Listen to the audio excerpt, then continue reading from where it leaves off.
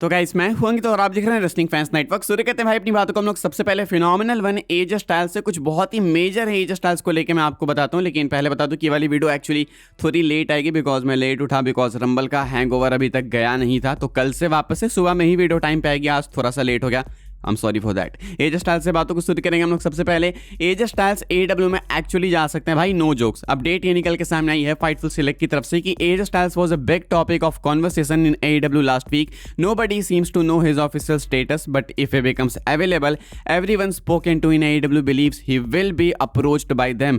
कहा जा रहा है कि एडब्ल्यू में लास्ट वीक यानी पिछले हफ्ते एज स्टाइल्स को लेकर बहुत बातें थी, बहुत ज़्यादा, कि इनको साइन करें, इनके साथ क्या किया जा सकता है, ऑफर दिया जाए नहीं दिया जाए। लेकिन किसी को भी नहीं पता कि एज स्टाइल्स का ऑफिशियल स्टेटस क्या है, क्या वो डब्ल्यूडब्ल्यूई से निकलने वाले हैं कॉन्ट्रैक्ट खत्म होने के बाद, या फिर नहीं, रिटायर्ड है नहीं है, कुछ एग्जैक्टली पता नहीं है किसी को भी। तो इसीलिए कोई ज़्यादा श्योर है नहीं। कहा जा रहा है कि ऐसे में अगर एज स्टाइल्स अवेलेबल हो जाते हैं तो जितने भी लोग एईडब्ल्यू में इस चीज़ को लेकर बातचीत कर रहे हैं उनका ऐसा मानना है कि एज स्टाइल्स को एईडब्ल्यू वाले ऑफर देने वाले, यानी कि फिलहाल एईडब्ल्यू वालों को पता नहीं है कि एज स्टाइल्स फ्री एजेंट बनने वाले हैं या फिर नहीं, डील कब एक्सपायर होने वाली है, रिटायर हो चुके हैं या फिर नहीं। लेकिन अगर इनको पता लग जाता है कि एज स्टाइल्स डब्ल्यूडब्ल्यूई से निकल चुके हैं तो ये एज स्टाइल्स को ऑफर देने वाले हैं एंड ये लोग एज स्टाइल्स को साइन करना चाहेंगे ताकि एज स्टाइल्स एईडब्ल्यू में कंपीट करें। एक और अपडेट है एक्चुअली एज स्टाइल्स को लेके, इस हफ्ते एज स्टाइल्स डब्ल्यूडब्ल्यूई हेडक्वार्टर जाने वाले हैं, जो कि हो सकता है एज स्टाइल्स वहां जा रहे हो अपने कॉन्ट्रैक्ट को मे भी शायद खत्म करने के लिए। हालांकि जाने की नीड नहीं है वहां पे, हो सकता है एज स्टाइल्स एक फाइनल गुड बाय कहने के लिए जा रहा हूं, या नहीं तो हो सकता है एक नई टाइप की डील साइन करने जा रहा हूं, क्या पता किसी और रोल में, मे बी मैनेजमेंट में।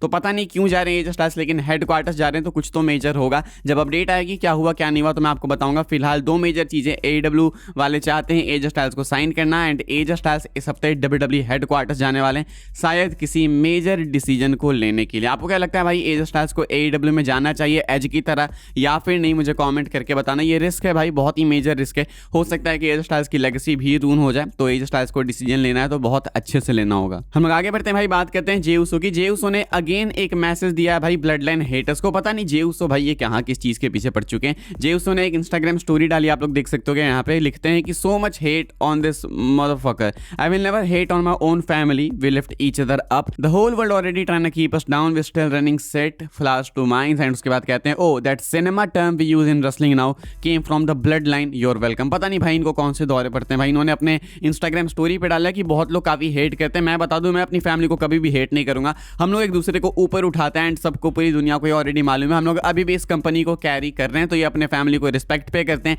एंड कहते हैं जो तुम सिनेमा एब्सोल्यूट सिनेमा बोलते हो ना रेसलिंग में, ये भी ब्लड लाइन से ही आया, तो इसलिए हेट करने का कोई मतलब बनता नहीं है। बिल्कुल देखो, बात फैक्ट वाली है, सिनेमा ब्लड लाइन से ही आया, वो ब्लड लाइन के सेगमेंट्स होते थे तभी एब्सोल्यूट सिनेमा, ये वो सही बात है, इसमें कुछ गलत नहीं। लेकिन जे उसो अकेले क्यों इतने पागल हो रहे हैं भाई? रोमन रेंस तो ऐसे नहीं रिएक्ट कर रहे हैं, जिमी उसो, जेका फाटू, सोलो सिकोआ ये तो ऐसे रिएक्ट नहीं कर रहे हैं। मैं आपको बताऊं जे उसो ही सिर्फ ऐसा क्यों रिएक्ट कर रहे हैं, मतलब रियलिटी क्या है। सुनने में अच्छा नहीं लगेगा थोड़ा सा, लेकिन मैं आपको बताता हूँ रियलिटी इसकी जे उसो इज अ जंकी। जे उसो जो है वो नशेरी हैं, गंजेड़ी हैं भाई, अपने होश में नहीं रहते हैं। ये फैक्ट की बात बता रहा हूं मैं तुमको। इसीलिए जब ये नशे में आते हैं तो कुछ भी अंड भंड बकते हैं। ये बात भले सही हो, लेकिन तुम फैंस के साथ में फ्यूड के अंदर क्यों जा रहे हो भाई? फैंस का काम है हेट करना, सपोर्ट करना, उनको जब मन करेगा करेंगे। तुम कौन हो उनको फोर्स करने के लिए कि तुम हमें मत हेट करो, इसको हेट करो, इसको सपोर्ट करो? अपने काम से काम रखो यार। मुझे लगता है रोमन रेंस, सोलो सिकोआ किसी को हेट ना मिले तो भी जे उसो की हेट मिले, जे उसो को हेट मिलेगी। क्योंकि अगर भाई कोई ऐसे ऐसे ओपनली कमेंट्स करता है इतने स्टूपिड की तरह, अनप्रोफेशनलिज्म के साथ में, तो ऑब्वियसली बात है कि फिर वो डिजर्व ही करता है। लाइक फैंस के चंगुल में क्यों आना है आपको यार? फैंस एक बार अगर पीछे लग जाएंगे ना तो अर्जुन कपूर वाला हाल बना देंगे। फिर हम लोग आगे बढ़ते हैं भाई, बात करते हैं अगली अपडेट के बारे में, जो कि रोमन रेंस को लेकर। रोमन रेंस की अगली पॉसिबल अपीयरेंस कब होने वाली है वो मैं आपको बताता हूँ। एक तो मंडे नाइट रॉ में आके भाई रोमन रेंस ने आग लगा दी, सीएम पंक ने आग लगा दी, इनका मैच भी सेट हो गया रेसलमेनिया के लिए। तो अब जो बातें थी कि रोमन शायद सीधा चेंबर में आएंगे, वहां पर डिक्लेयर करेंगे क्यों किसको फेस करेंगे मेनिया में या फिर चेंबर के बाद, तो अब तो उसकी नीड है नहीं, ये तो पहले ही हो गया। मेनिया का मेन इवेंट अपना सेट हो चुका है नाइट 2 का। लेकिन ऐसे में रोमन कब आ सकते हैं मैं आपको बता दूं।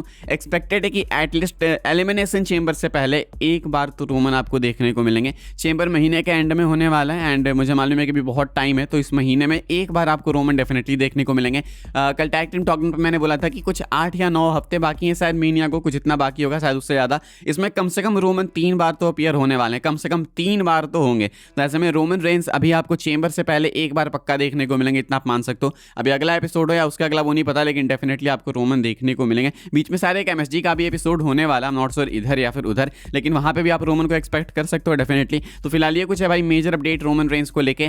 कंफर्म तो किसी को नहीं पता, ट्रिपल एच को नहीं पता, तो हमें क्या पता होगा। ट्रिपल एच ने बोला कि पार्ट टाइमर है, पता नहीं कब आएगा। रोमन बोले अभी मंडे नाइट रॉ में आ जाता हूं मैं, तो रोमन अब जब चाहेंगे तब आएंगे। फिलहाल Roman Reigns is in charge देख के तो ऐसा ही लगता है। ये है रोमन रेंस ट्राइबल चीफ को लेके एक मेजर अपडेट। आगे बढ़ते हम लोग बात करते हैं ओबा फेमी, सोल रुका एंड जीवन एवंस की। डब्ल्यूडब्ल्यू वाले स्पेशली ट्रिपल एच इन लोगों से बहुत ही ज्यादा इंप्रेस्ड हैं। इन लोगों ने रंबल में जो परफॉर्मेंस दी उससे बहुत ही ज्यादा ट्रिपल एच इंप्रेस्ड हैं। डब्ल्यूडब्ल्यू वाले हायर अप्स काफी इंप्रेस्ड हैं। ओबा फेमी को हमने देखा वो 2020 वाली लेसनर वाली ट्रीटमेंट मिली। मैंने पहले ही बोला था भाई रंबल मैच से कि ओबा फेमी मोस्ट लाइकली 2020 वाले लेसनर की तरह ट्रीट किए जाएंगे, जैसे लेसनर ने बैक टू बैक एलिमिनेशंस किए थे वैसे ही ओबा फेमी के लिए भी एक्सपेक्टेड था, एंड ऐसा ही हुआ। सोल रुका के ऊपर मैं बात नहीं कर पाया भाई। सोल रुका क्या अमेजिंग टैलेंट है। लाइक तुम मूव्स देखोगे, इतने क्लीन मूव्स हैं एंड इतने क्रेजी मूव्स हैं, लाइक देखने से ही लगता है कि ये पॉसिबल कैसे है।